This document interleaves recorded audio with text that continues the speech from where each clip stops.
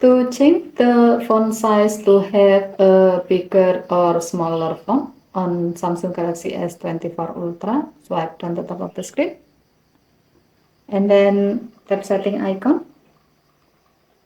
Scroll down the screen to find accessibility. Tap accessibility and then tap vision enhancement. Scroll down the screen.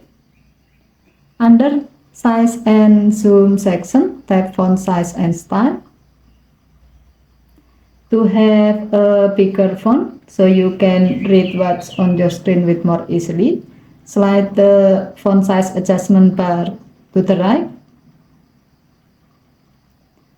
Well, to have a smaller font so you can display more content in a single screen, slide the bar to the left.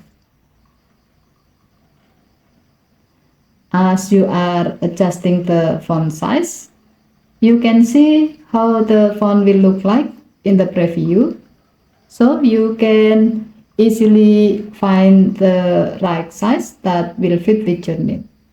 Okay, thank you for watching. Have a nice day.